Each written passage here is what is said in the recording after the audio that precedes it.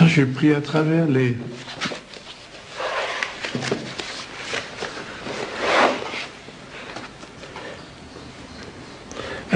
planches.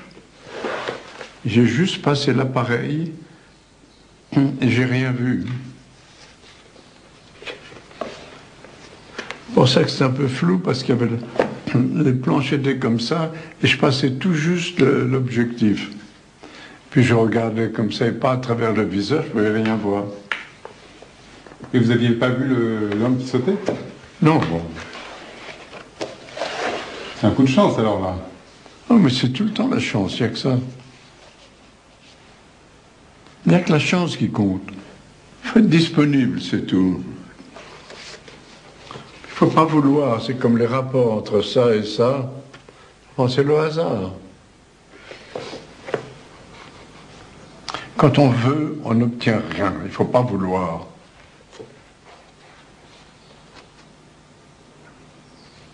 Il faut être disponible et puis ça vient.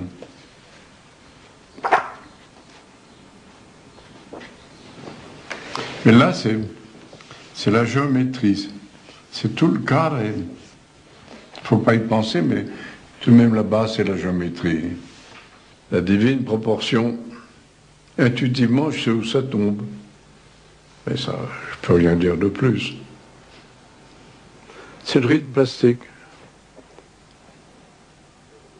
1 618 3 1416. C'est le nombre d'or. Mais ça, on sait où il tombe, le nombre d'or. Il y a des compas qui vous le disent, mais c'est l'œil. Moi, c'est la forme plus que la lumière. La forme prime. La lumière, c'est comme un parfum, pour moi.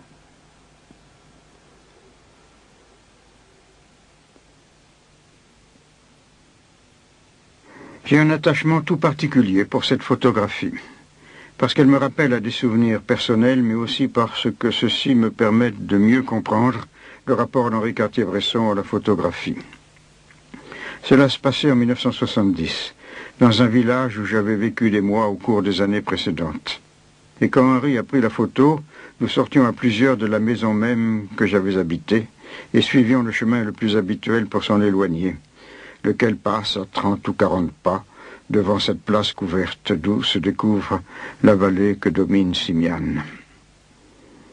Or, cette place était presque constamment tout à fait déserte, et je ne me souviens pas qu'il y eût, ce jour-là, le moindre enfant à jouer sous son auvent. Je ne remarquai même pas qu'Henri eût soulevé son appareil et pris une quelconque photo. Nous marchions, en effet, il n'avait pas ralenti. Voici pourtant ce qui résulta de cet instant de passage. Qu'est-ce que cela signifie? Nullement qu'Henri Cartier-Bresson soit un magicien qui peut susciter des apparitions sur des places vides. Non, la vérité est plus simple et beaucoup plus éclairante. Quand d'autres sont distraits et inattentifs, Henri, lui, est aux aguets, prêt à la réaction qui ne demande même pas un instant d'arrêt pour aider la géométrie, comme il dit, à jouer son rôle, pourtant évident et décisif dans le cadrage. Que faut-il penser de cette attention à tout?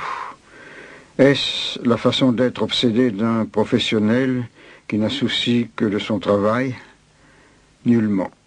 Henri ne s'était pas détourné de sa conversation. C'est plutôt comme si son intérêt pour tout au monde est la même chose que parler avec ses amis. Bon, je suis très vieux, alors ça s'accumule les souvenirs.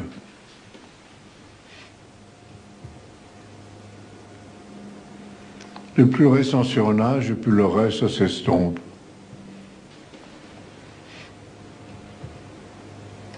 Puis ça revient quand on voit un visage.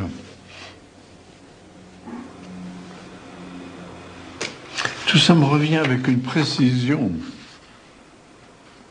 C'était écrit « Entrer sans frapper », et c'est eux qui m'ont frappé.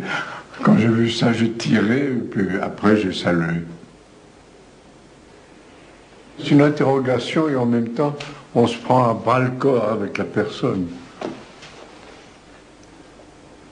C'est même pas une fraction de seconde, c'est un truc... il faut le sentir intuitivement.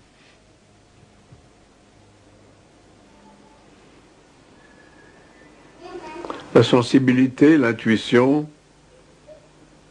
c'est le sens de la géométrie. Puis il n'y a rien d'autre. On l'a ou on ne l'a pas. Encore maintenant, c'est la seule chose qui m'intéresse.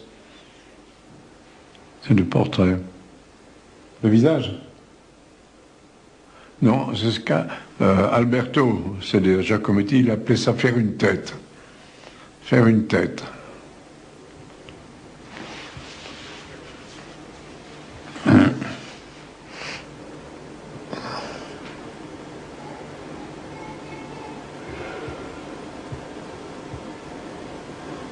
C'est la merveille, Giacometti. L'intelligence.